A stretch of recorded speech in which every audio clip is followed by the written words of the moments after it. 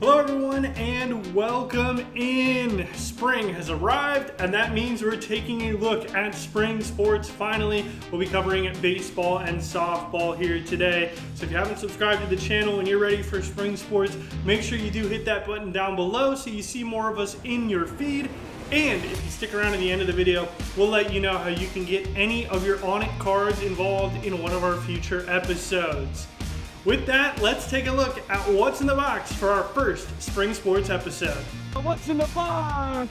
This week's spring sports box features the locally sourced but nationally relevant headlines for all of our ONIT teams as we take a look at who made the grade and had the best baseball and softball performances over the weekend. We'll also look at our teams of the week in both baseball and softball and see who had the best series, and then we'll look to the future and see what series we're excited for coming up on each of the diamonds. We'll begin by taking a look at the baseball side of who made the grade. This is Making the Grade, where we are looking at the best baseball and softball performances from the weekend, and we've got two pitchers to start us off here in the spring. We'll begin with UCLA Bruins' Logan Redmond. He had an outstanding outing on the road at Rutgers this weekend where he pitched 8 innings, striking out 18 batters in UCLA's 14-inning win over the Scarlet Knights. He had previously only had a career high of 6 1/3 innings, so he set a new career high on the mound by going the 8 innings, and then had the 18 strikeouts as well, which tied a UCLA single game record that was set all the way back in the year 2000. Redmond only gave up 2 hits and allowed 1 run in this game as well, and he punched out 11 of the final 12 batters he faced on his way to the UCLA victory. He earned the no decision in the contest for a game that went 14 innings, but UCLA got the win thanks to his help on the mound, and because of that, he earns a Gem Mint 10 status this week for us here at ONIT. Flipping over to the softball diamond, we have another pitcher, and this time it's the freshman Alexis Jensen from the Nebraska Cornhuskers. She earned Nebraska's first Big Ten Freshman of the Week award since 2023, and she did so by going 2-0 inside the circle during the series sweep against Wisconsin. While on the road, she posted up a 0.64 ERA, giving up only 1 run and 3 hits while pitching 11 innings throughout the weekend in the sweep of the Badgers. She struck out 13 and walked only 4 throughout her 11 innings inside the circle and held her opponents to a .083 batting average in the 2 victories. For that reason, Alexis Jensen is our softball Gem Mint 10 this week. Let me know if you agree or disagree down in the comments below, but now let's take a look at our teams of the week. Who had the best series this weekend? We're doing something a little bit new here with spring sports. Instead of running through all of our teams in every single one of the games like we've been doing for the other 2 sports, instead we're just going to highlight our teams of the week here. So teams that had their best series over the weekend, and then after this segment we're also going to take a look ahead at the best series coming up.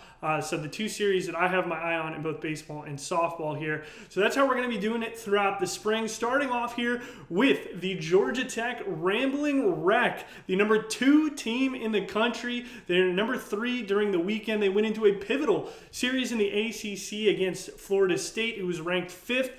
Going into that series, and boy, did Georgia Tech absolutely put it on Florida State in a couple of these contests. The first game, Thursday night, close one, 4-3. Both pitching staffs really showed out in that game. Really tough, gritty game, but Georgia Tech managed to get the job done at home. You know, they squeak away the 1-run victory, and you think that that's kind of, going to be how the rest of the series goes. Well, that was absolutely not the case.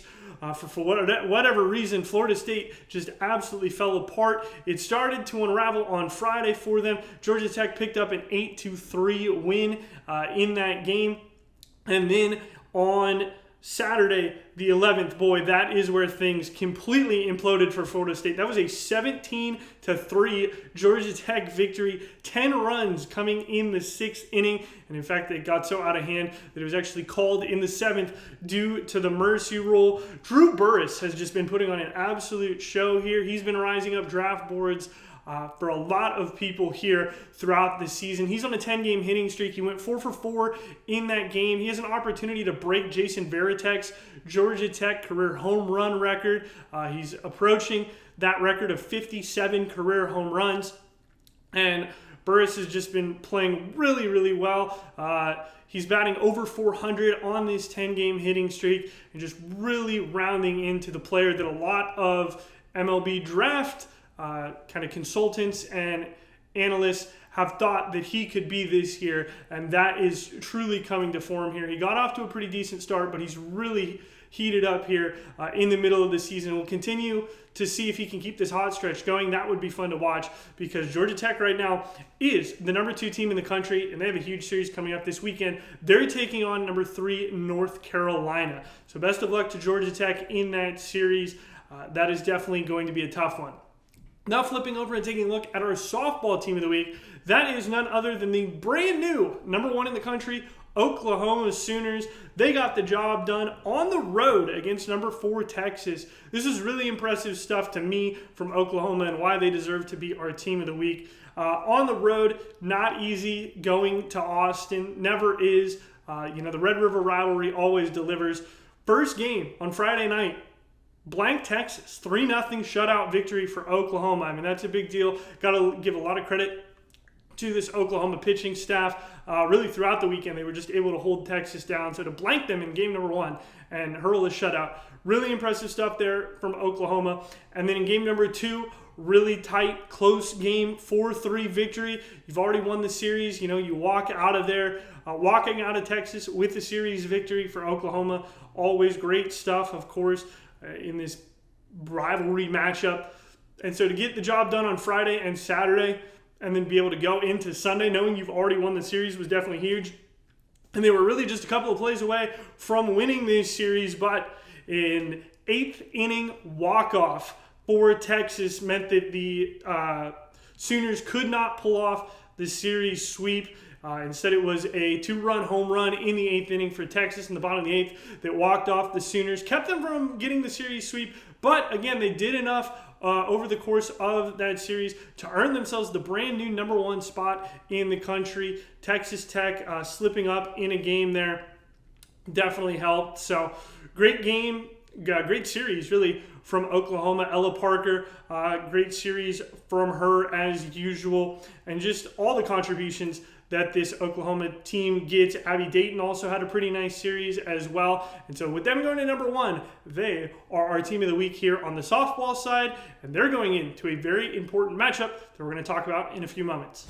Time to talk about our series of the weekend. So this is what's coming up this weekend that we think you should be tuning in on. I mentioned Oklahoma going into a big series. Let's start there because in softball we have number 6 Arkansas taking on number 1 Oklahoma on the road in Norman at Love's Field. This is a matchup between 2 ONIT teams. It's a matchup between 2 top 10 teams, as Arkansas is number 6 in the country, coming off a series victory against Mississippi State. They won 2 out of 3 in that series. They also beat Auburn on the Monday going into that series. So over the course of last week, the Pigs went 3-1. Stayed at number 6 in the country in this most recent batch of rankings that came out yesterday. And they are going in to take on an Oklahoma team that, of course, is coming off that series victory on the road against Texas. Just bumped up to number 1 in the nation thanks to Texas Tech losing. And they leapfrog Alabama as well. So the Sooners, 40-4 this season, has not been easy to get wins off of them, obviously, as we just saw Texas took 1 game off of them. Arkansas, though, this year, 35-6.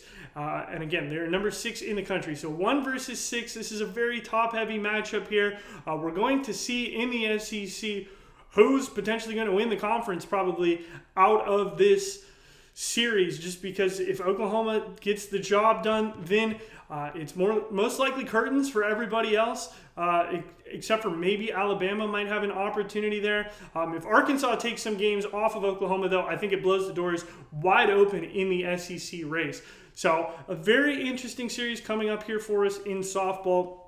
just because you have Oklahoma, Alabama, Texas, Arkansas, Florida, Tennessee, all kind of log jammed right there inside the top 10. All of these teams with 5 or 6 losses on the year, 1 or 2 or 3 conference losses all season. Of course, for Arkansas slipping up in a game against Mississippi State, that might be the SEC loss that does them in when they're trying to chase down the title. But right now, any of these teams could win the SEC softball regular season crown and be the #1 seed going into the tournament. But it's really going to depend on what Arkansas can do in this series on the road. Never easy to play at Love's Field, one of the best home environments in college softball. So we'll see what the Razorbacks do, or we'll see if the Sooners can come out, be kind of jazzed up after their win against Texas and pull off a series sweep and pull away in the SEC. So that's what we have to look forward to on the softball diamond. And then looking at baseball, our series of the week this week is going to be Texas hosting number 11 Alabama. Really interested in this one. Number 4 Texas, they were number 2 in the country, lost 2 games to A&M this weekend, went 1-2, lost the series, but only fell down 2 spots in the polls. Meanwhile, while Texas A&M jumped from 18 to 10. So, really interesting opportunity for Texas to bounce back against an Alabama team that went 1-3 last week and fell from 8th to 11th in the rankings. So, not a lot of movement from either of these two teams, even after some pretty bad weeks by their standards. But Texas is still 27-7, still one of the top dogs in the SEC, right up there with Georgia. Texas A&M has certainly been brought back into play thanks to beating Texas. There's still a ton of time left, of course, in the baseball season until we get to regionals and super regionals and all of that. But there's an Alabama team that's 26-11 with the 3 losses. They're looking to rebound, get back on track, and get back into the title race for the SEC, while Texas wants to put that bad weekend against A&M behind them and figure out what is going on and see if they can win this. So really looking forward to seeing Carson Tinney play, one of the premier players, another top highly rated MLB draft prospect. So we'll see what he can do. We can see if Texas bounces back here against Alabama and starts to maybe widen the gap there in the SEC. But like we talked about in softball, the SEC is just an absolute logjam of top teams that are all within a game or two of one another there at the top. So this is my series that I'm picking to look forward to in baseball, and I think no matter what, we're going to have a really good week. You got Georgia Tech, North Carolina, you got Texas, Alabama, so some great series to watch this weekend on the baseball side. So that's all the time we've got this week. Thank you so much, everybody, for watching. Let me know down in the comments below if you liked the new format here.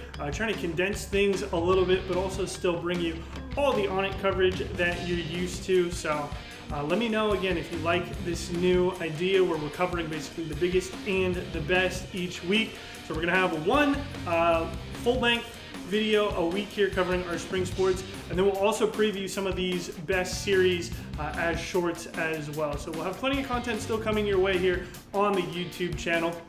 So if you enjoyed, let me know what you think.